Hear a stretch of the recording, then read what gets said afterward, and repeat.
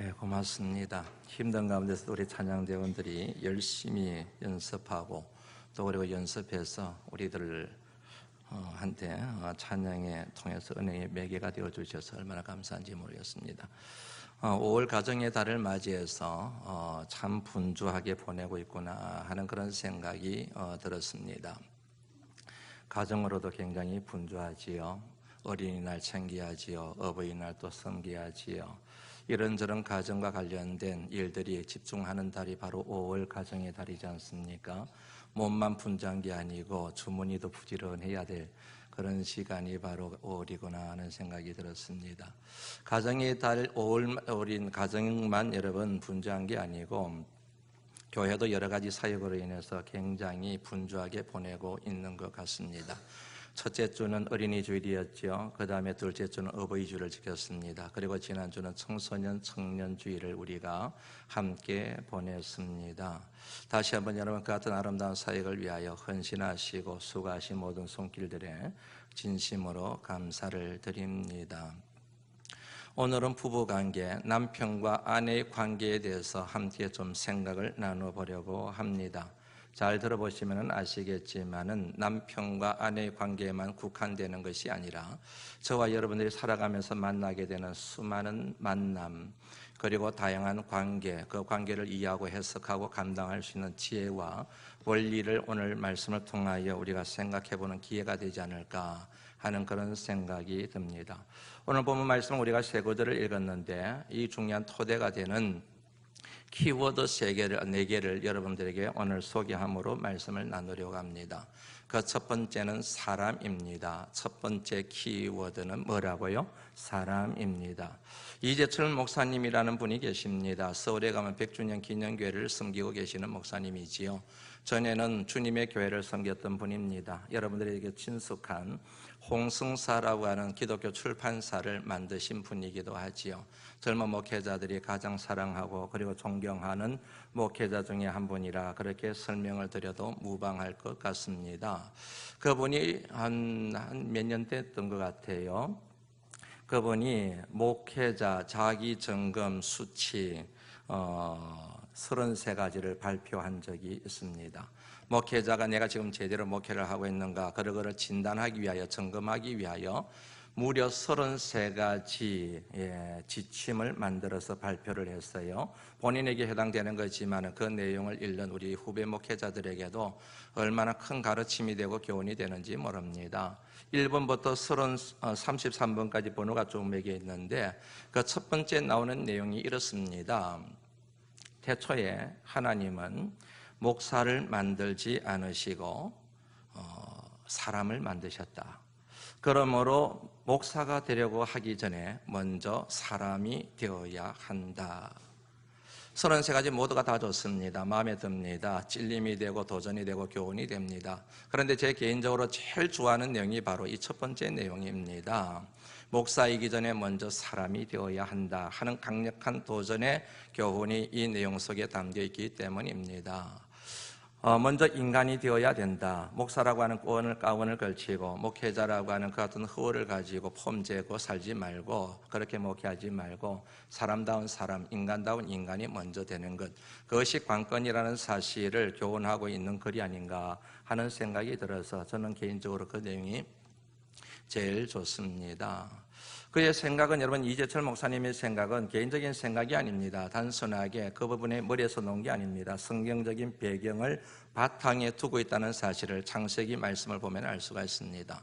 오늘 읽었던 26절 말씀에 보면 하나님이 이렇게 말씀하시잖아요. 우리의 형상을 따라 우리의 모양대로 우리가 사람을 만들고, 그리고 26절, 27절 말씀에 보면 하나님이 자기 형상 곧 하나님의 형상대로 사람을 창조하시되 남자와 여자를 창조하시고, 그리고 요약해서 정리하고 있는 창세기 5장 1절 말씀 2절 말씀에 보면은 이것은 아담의 계보를 적은 책이니라. 하나님이 사람을 창조하실 때에 하나님의 모양대로 지으시되 2절 말씀 같이 한번 읽어볼까요? 시작. 남자와 여자를 창조하셨고 그들이 창조되던 날에 하나님이 그들에게 복을 주시고 그들의 이름을 사람이라 일컬으셨더라. 아멘. 하나님이 먼저 남자를 지으셨습니다. 그리고 이어서 여자를 만드셨습니다. 그리고 그들에게 이름을 주셨습니다. 너는 이제부터 남자야, 이제부터 너는 여자야. 그런 이름을 주신 것이 아니라 이제부터 너희들은 사람이란다.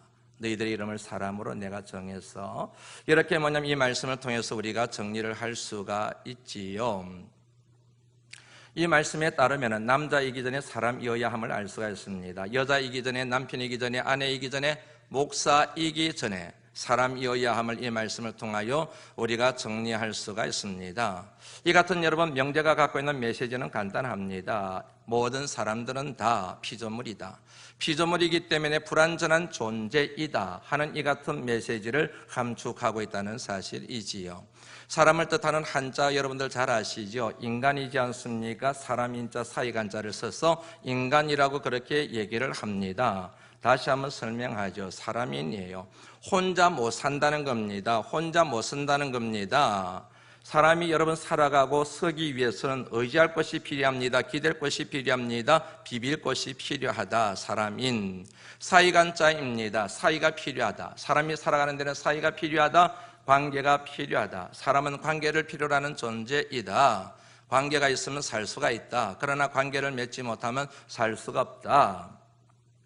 뭘 의미하는지 정리가 되시죠? 인간이라고 하는 말 속에는, 그 한자어 속에는 인간은 불완전한 존재이다. 인간은 완전한 존재가 아니다. 누군가의 도움을 반드시 받아야만 살아갈 수 있는 존재라고 하는 이 같은 의미가 인간이라고 하는 한자어 속에 담겨져 있다는 것이지요. 나는 완벽해. 나는 완벽할 수가 있어. 그리고 나는 완벽한 삶이어야 돼. 그렇게 생각하고 그렇게 얘기하고 그렇게 살아가는 사람들이 있습니다. 한마디로 말씀드리면 교만한 사람입니다. 왜냐하면 사람의 이름을 갖고 살아가는 인간 중에 완벽할 수 있는 사람, 완벽하게 살아낼 수 있는 그 같은 능력을 가진 사람은 이 세상에 아무도 없기 때문입니다. 왜냐하면 사람은 불완전한 존재로 지음받았기 때문에 그렇습니다. 교만의 끝자락에서 만나게 되는 게 패망입니다. 교만은 패망의 선봉이요 거만한 마음은 넘어짐의 앞잡이라 그랬습니다. 그러므로 나는 완벽해, 나는 완벽할 수 있어, 그렇게 생각하는 사람은 결국 패망하고 말게 됩니다.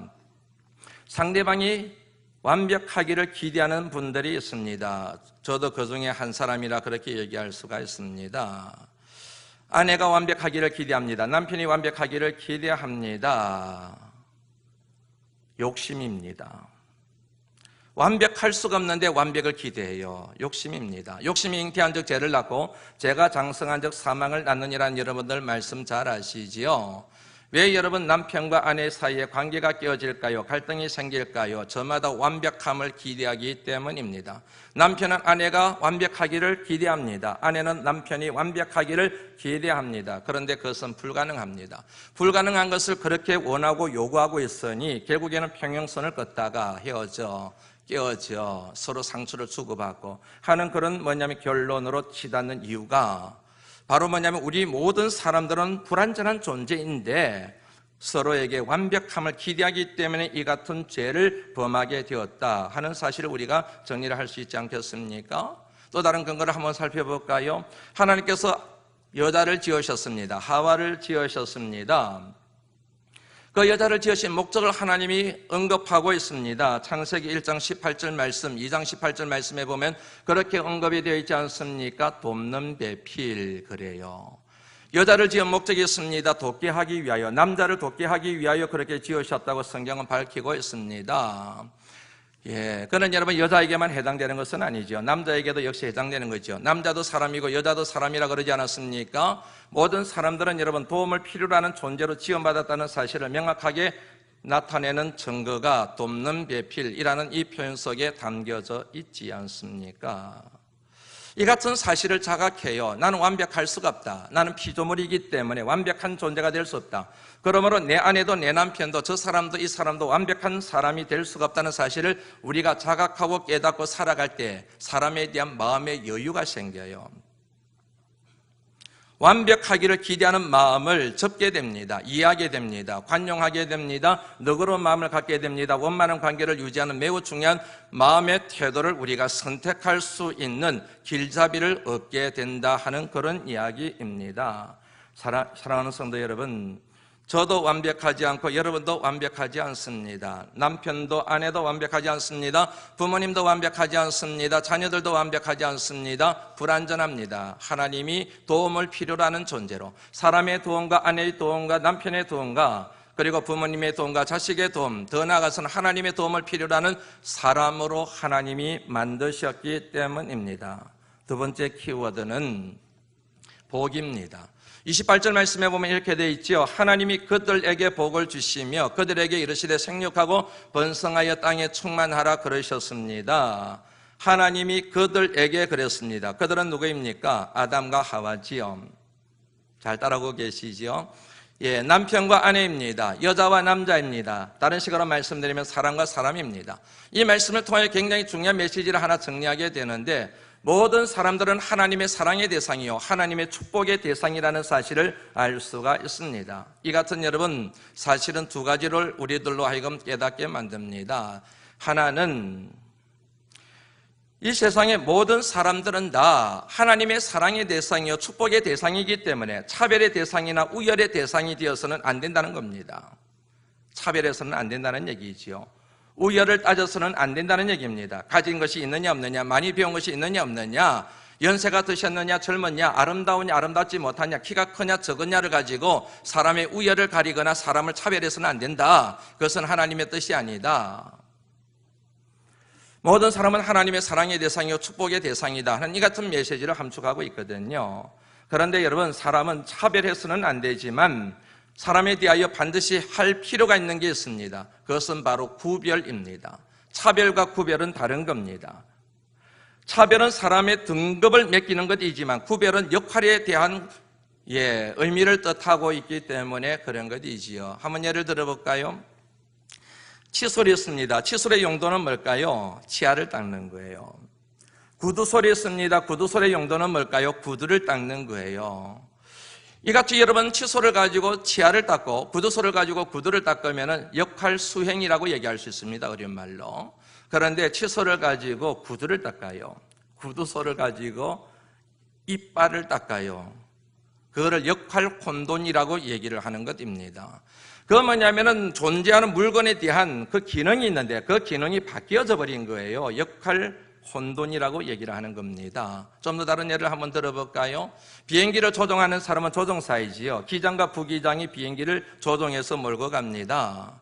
승객의 안위를 위하여, 승객의 편의를 위하여 승무원들이 배정이 되어서 승객들의 편의를 다 돌봐줍니다. 그런데 한참 날아가다가 승무원 중에 한 사람이 기장실의 문을 뚝뚝 열고 들어가서 얘기를 해요. 당신들 피곤할 테인데 내가 좀 대신 운전 좀 해줄게. 그러면 정신 나간 사람이 되는 거지요.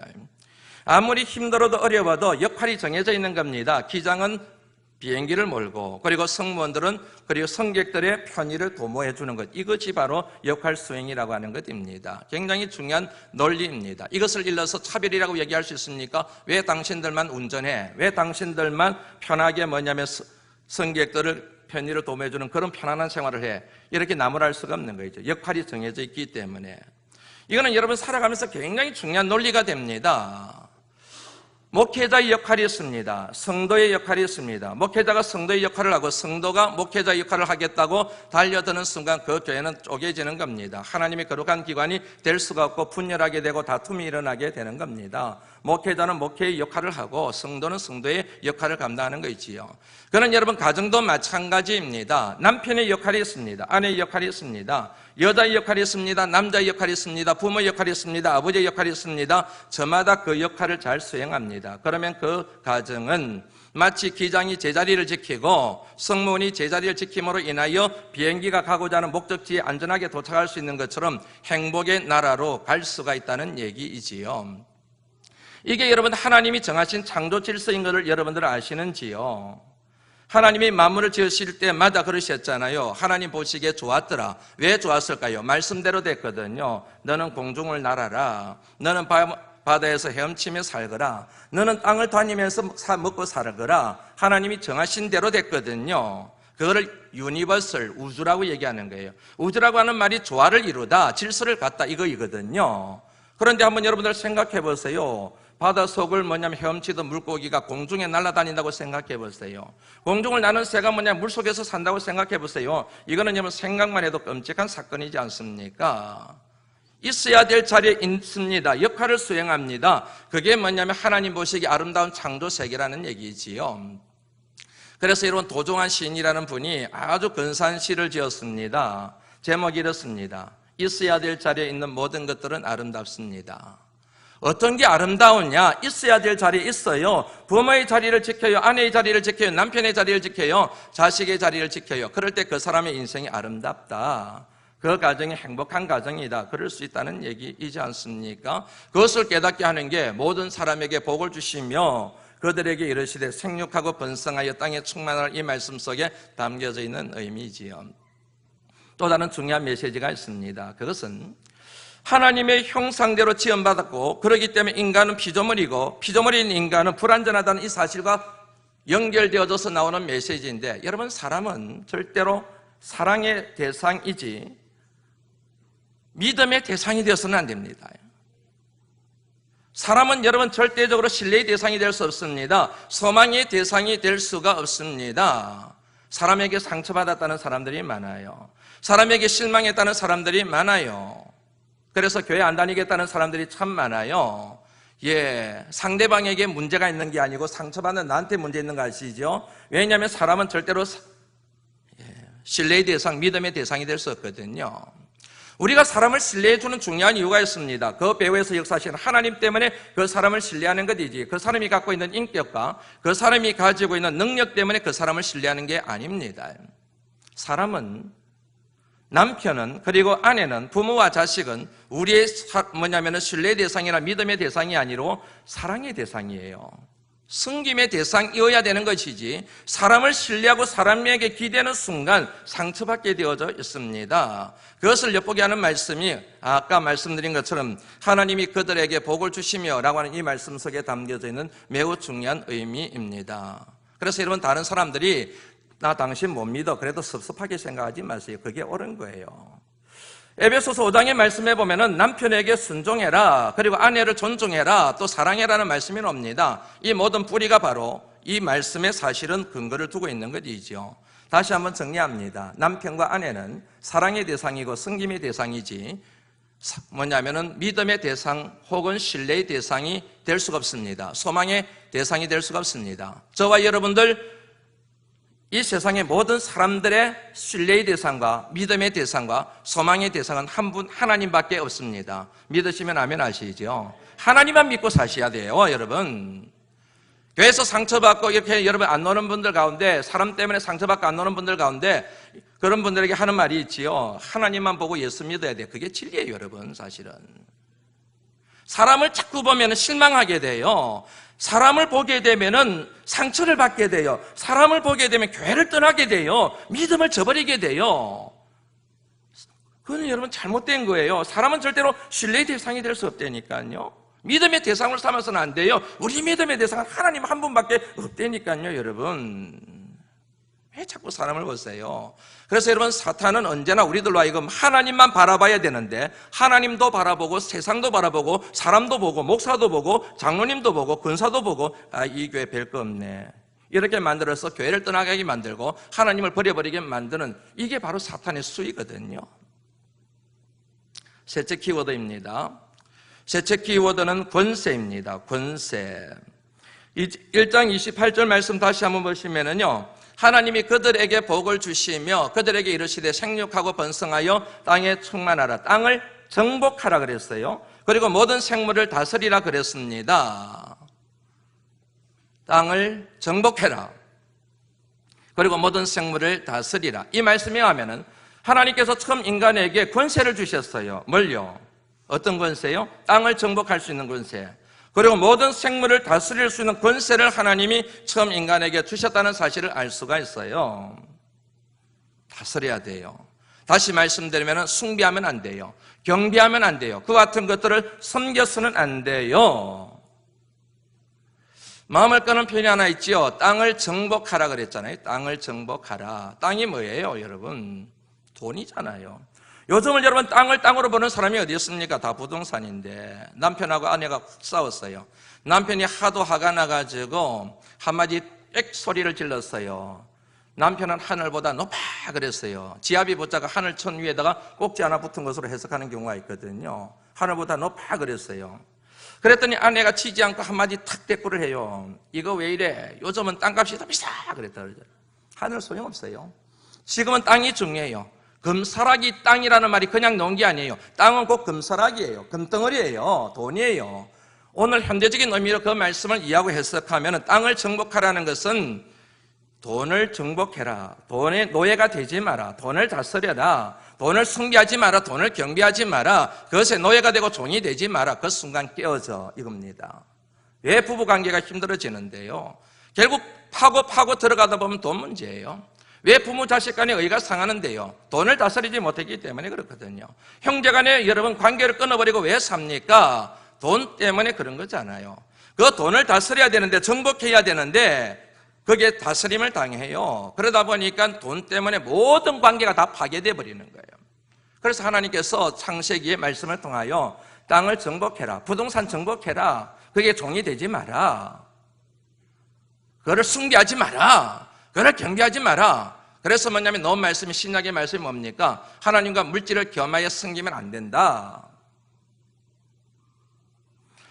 여기서 우리가 주목해 봐야 될 말씀이 하나 있어요. 그게 뭐냐면은 정복하다는 말이 도대체 뭘까? 다스리다는 말의 의미가 뭘까를 한번 좀 살펴보고 넘어갈 필요가 있습니다. 정복하다의 영어 성경 버전이 정확합니다. subdue라고 그렇게 되어 있습니다. 이 말의 의미가 develop, 개발하다는 뜻을 가지고 있어요. 우리말에는 땅을 정복하라고 되어 있는데 원어에 가까운 뜻은 땅을 뭐 하라고요? 개발해라. 개발해서 유용하게 사용을 해라. 이런 뜻이에요. 정복하라고 해서 파괴하는 것이 아니에요. 훼손시키는 게 아니에요. 그거를 잘 개발을 해라. 다스리다는 단어도 마찬가지예요. 영어 성경에 보면 룰 오버라고 되어 있습니다. 다시 말씀드리면 관리하다는 뜻을 가지고 있어요. 관리하다. 다스리다, 짓밟다, 막 파괴하다, 허물어버리다 이게 아니고 잘 관리하다. 이 말이 우리 성경에는 다스리다는 말로 번역이 되어져 있습니다. 그러면 여러분 정리가 되시죠? 개발하다, 관리하다. 이것을 한마디로 하나님께서 창세기 2장 5절 말씀에서 딱 정리를 하셨는데 한번 볼까요? 2장 5절 말씀 같이 한번 읽어보죠. 시작. 땅을 갈 사람도 없으므로 우리말 번역된 게 땅을 갈다라는 말이 나와요. 땅을 갈 사람이 없다. 갈다라는 말 영어 성경에 보면은 경작하다, cultivate라는 말을 씁니다. 경작하다. 땅을 경작할 사람이 없다는 얘기예요. 경작의 범위를 아시죠? 돌을 뽑아내요. 그리고 잡초를 제거를 해요. 그리고 뭐냐면 땅을 막 이렇게 일구어요. 쟁기질을 해요. 그리고 거름을 막 뿌려요. 그리고 거기에다가 정성스럽게 한 톨 한 톨 씨앗을 심어요. 그리고 뭐냐면 그 씨앗이 자라서 열매를 맺을 때까지 모든 조건들을 구비하기 위하여 땀 흘리면서 관리를 해요. 그리고 가을에 추수를 해요. 열매를 거두어요. 이게 뭐라고요? 경작하다의 의미예요. 경작하다. 그러므로 하나님께서 여러분 땅을 정복하라, 모든 생물을 다스리라. 다시 말씀드리면 경작하다는 말의 의미가 내 마음대로 사용해도 된다, 짓밟아도 된다, 파괴해도 된다, 그거를 훼손해도 된다는 의미가 아니라 하나님이 지으신 이 아름다운 창조의 세계를 잘 경작해서 하나님의 영광이 되게 잘 가꾸어라. 이런 의미지요. 굉장히 중요한 내용입니다. 하나님께서 남편인 고병호에게 권세를 주셨어요.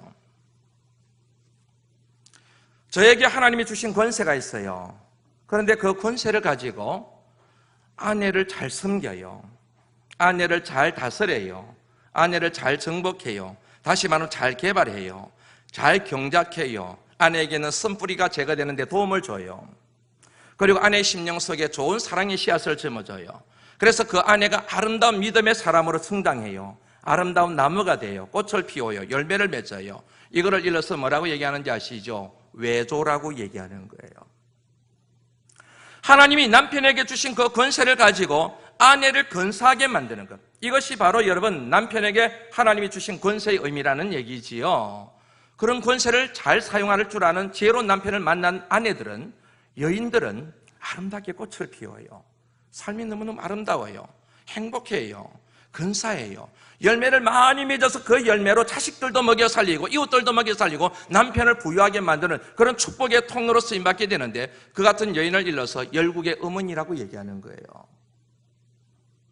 하나님께서 아내에게도 권세를 주셨어요. 제 아내에게도 권세를 주셨어요. 그 권세를 가지고 제 아내가 저를 잘 섬겨요. 제 속에 있는 쓴뿌리, 여보 당신에게 있는 쓴뿌리 있는데 내가 볼 때는 솎아내야 될 것 같아. 돌뿌리가 있어. 내가 기도할 테니까 당신 같이 우리 뽑아내자. 당신 힘내요. 비바람을 지금 만났지만 당신 힘내. 내가 기도하고 있어. 이게 뭐라고요? 내조라고 얘기하는 거예요. 내조. 이런 아내를 만난 남편들은 여러분 길을 펴고 사는 거예요. 당당하게 사는 거예요. 그런데 여러분 하나님이 주신 그 권세를 가지고 인간이 잘못 말씀을 했을까요? 자연을 파괴했어요. 그런 나쁜 아내들이 있어요. 나쁜 남편이 있을 수가 있습니다. 하나님이 내게 주신 권세를 가지고 아내의 삶을 짓밟아요. 상처를 줘요. 고통을 줘요. 하나님이 내게 주신 권세를 가지고 남편을 못 살게 굴어요. 끊임없이 남편의 인생을 가로막아요. 그래서 뭐냐면 아내를 보는 게 너무 두려워요. 아내를 만나는 게 싫어요.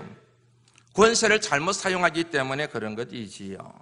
하나님이 남편에게 주신 권세와 아내에게 주신 권세, 그리고 자녀들과 부모에게 주신 그 권세를 가지고 내 자녀들과 내 남편과 내 아내와 내 부모님을 잘 섬길 때 그 가정을 뭐라고 얘기하느냐 하면 천국과 같은 가정이라고 얘기하는 겁니다. 사랑하는 성도 여러분, 여러분들에게 하나님이 허락하신 그 권세를 가지고 여러분의 아내들과 남편을 축복하는 복의 근원이 되시기를 주의 이름으로 축원합니다. 마지막 네 번째 키워드입니다. 배움입니다. 배움. 28절 말씀 다시 한번 봅니다. 28절 말씀이 참 중요합니다. 하나님이 그들에게 이르시되 라는 말이 나오지요. 하나님이 그들에게 복을 주시며 그들에게 이르시되, 그들은 누구입니까? 복습 한번 해볼까요? 아담과 하와지요. 남편과 아내이지요. 여자와 남자이지요. 사람과 사람이지요. 하나님이 그들에게 복을 주셨습니다. 그리고 그들에게 이르셨습니다. 말씀하셨습니다. 다시 말하면 가르치셨습니다. 왜요? 처음 인간이 지금 하나님에 의하여 창조됐는데 에덴 동산에서 어떻게 살아야 될지 모르잖아요. 그러니까 하나님이 가르치실 필요가 있는 거예요. 그러므로 28절 말씀에 너는 하나님이 그들에게 이르시되 할 때 그 이르시되는 단순하게 말씀하셨다, 말했다의 의미가 아니고 그들을 가르쳤다. 그렇게 정리를 할 수가 있는 겁니다. 이 같은 사실을 통하여 굉장히 중요한 이치를 우리가 하나 배울 수 있는데, 그건 뭐냐면 하나님은 처음 인간을 만드실 때 모든 인간은, 따라서 해보시겠습니까? 가르침을 필요로 하는 존재로 만드셨다. 하나님이 사람을 만드실 때 가르침을 필요로 하는 존재로 만드셨어요. 그래서 여러분 성경을 관통하는 중요한 키워드 중에 하나가 가르침입니다. 배움입니다. 배워야 삽니다. 저희 어머니, 저희 부모님들 가난하셨다고 여러 번 간증을 제가 했잖아요. 배운 것 하나도 없으셨어요. 그런데도 불구하고 저희 부모님이 신념처럼 가지고 있는 생각이 있었습니다. 그거를 저희 삼형제에게 큰 힘없이 얘기하신 게 있습니다. 사람은 배워야 산다. 정말로 어린 시절부터 엄청나게 들었어요. 사람은 배워야 산다. 사람은 배워야 산다. 너희들을 배우겠다고 한다면, 우리 어머니 표현 그대로 얘기하죠. 똥 묻은 주를 팔더라도 내가 너희들 공부시킨다. 이거였어요. 사람은 배워야 산다. 이게 진리입니다, 여러분. 배워야 삽니다. 배워야 잘 살 수 있습니다. 배워야 행복하게 살 수 있습니다. 왜냐하면 배워야 어떤 길이 생명의 길인지, 어떤 길이 성공의 길인지를 알기 때문에 그렇습니다. 배우지 않으면 살 수가 없습니다. 잘 살 수가 없습니다. 가치 있게 살 수가 없습니다. 억만금을 가지고 있어봐요. 배우지 않는 사람은 억만금이 있어도 생명을 누리며 행복하게 기쁘게 살아갈 수가 없습니다. 사람은 배워야 될 것을 배워야 돼요. 그런데 놀라운 것은 내가 배우면은 나만 사는 게 아니에요. 내가 배우면은, 남편인 내가 배우면은 나로 인하여 아내가 살아나요. 아내인 내가 배우기 시작하면 남편이 살아나기 시작해요. 부모인 내가 배우기 시작하면 자식이 살기 시작해요. 그런데 내가 배우지 않으면 아내가 살지를 못해요. 내가 배우지 않으면 남편이 살 수가 없어요. 부모인 내가 배우지 아니하면 자녀들을 바르게 양육할 수가 없습니다. 이것은 하나님이 정하신 원칙입니다. 하나님이 가르치신 게 크게 두 가지입니다. 하나는 뭐뭐 하라의 교육입니다. 28절 말씀 다시 읽습니다. 하나님이 그들에게 이르시며 그들에게 복을 주시며 그들에게 이르시되 생육해라 번성해라 땅에 충만하라 땅을 정복하라 모든 생물을 다스리라. 이것을 일러서 뭐뭐 하라의 교육이라고 얘기하는 거예요. 그런데 하나님이 선악과를 만드셨어요. 먹지 마라, 하지 마, 손대지 마, 그러면 내가 너희들 죽일 거야. 이것을 일러서 하지 마라의 교육이라고 얘기하는 겁니다. 여러분, 살아가면서 해야 될 게 있고 하지 말아야 될 게 있어요. 가야 할 곳이 있고 가지 말아야 될 곳이 있습니다. 내가 남편이기 때문에, 내가 아내이기 때문에, 내가 부모이기 때문에 하지 말아야 될 게 있어요. 해야 될 게 있습니다. 내가 남편이요 아내이기 때문에 가지 말아야 될 것이 있습니다. 하지 말아야 될 것이 있습니다. 이게 여러분 얼마나 중요한지 모릅니다. 남편이 가지 말아야 될 것을 가게 되고 하지 말아야 될 것을 하게 되면 아내의 인생을 저주하는 격이 됩니다. 아내가 가지 말아야 될 것을 가게 되고 하지 말아야 될 것을 하게 되면 그 아내를 만난 남편의 인생은 불행하게 되는 겁니다. 사랑하는 성도 여러분, 가야 할 곳에 가시고 해야 할 것을 하시고 하지 말아야 될 것은 하지 않으시고 가지 말아야 될 것은 가지 않는 남편과 아내를 축복하시는 남편이 되시고 아내가 되시기를 주의 이름으로 축원합니다. 그런데 문제가 있어요. 그게 뭐냐면 가야 할 곳이 어디냐는 거예요. 가지 말아야 될 곳이 어디냐는 거예요. 그것을 어떻게 분별할 수 있냐는 거죠. 한마디로 말씀드리면 교육입니다. 뭐에 대한 교육입니까? 하나님의 말씀에 대한 교육입니다. 다시 읽지요. 시편 1편 1절 말씀 한번 같이 읽어보시죠. 시작. 복 있는 사람은 악인의 꾀를 쫓지 아니하고 죄인의 길에 서지 아니하고 오만한 자의 자리에 앉지 아니하고. 어떤 사람이 복이 있습니까? 건물이 많은 사람? 어떤 사람이 복이 있습니까? 비싼 외제차 타고 다니는 사람? 어떤 사람이 복이 있는 사람입니까? 악인의 꾀를 쫓지 않는 사람, 죄인의 길에 서지 않는 사람, 오만한 자의 자리에 앉지 않는 사람, 그런 사람이 복이 있는 사람이래요. 믿으시면 아멘 하시지요. 그런데 여러분, 이 길을 어떻게 할 수 있을까요? 2절 말씀 읽습니다. 시작. 그 율법을 주야로 묵상. 하나님 말씀을 가까이 해요. 하나님 말씀을 공부해요. 그것을 통하여 이건 가지 말아야 될 것이구나, 이건 하지 말아야 될 거구나, 이것으로 인하여 내 인생뿐만 아니고 내 자식들과 내 남편과 아내 인생이 불행할 수가 있겠구나, 안 되는구나, 그렇게 길을 잡아나가며 생명의 길을 걸어갈 수가 있게 된다는 그런 말씀이지 않습니까? 그렇기 때문에 여러분, 배움의 가치를 인정하며 살아가는 것이 얼마나 중요한지 모릅니다. 지난주 금요일에까지 어머니 교실 벌써 3번째 모임을 가졌습니다. 자랑 삼아 다시 한번 말씀드립니다. 총 11명이 하고 있습니다. 11명도 사실은 많아요. 그런데 너무너무 재밌게 하고 있습니다. 우리 교회는 2명밖에 되지 않습니다. 나머지 9명은 다른 교회 다니거나 이 근방에 있는 교회 말고 멀리 있는 교회를 다니거나, 그리고 교회를 전혀 다니지 않는 분들도 3분의 2 이상입니다. 지난주 여러분 한 3주차 되니까 얼마나 행복한지 몰라요. 자기들이 달라진 거, 자기들이 변화된 게 눈에 보이거든요. 그래서 서로 축하하고 막 달라졌다고, 변화되었다고 막 그렇게 칭찬하는 막 그런 일들이 있었어요. 그런데 그 모습을 가만히 보면서 제가 그런 생각이 들더라고요.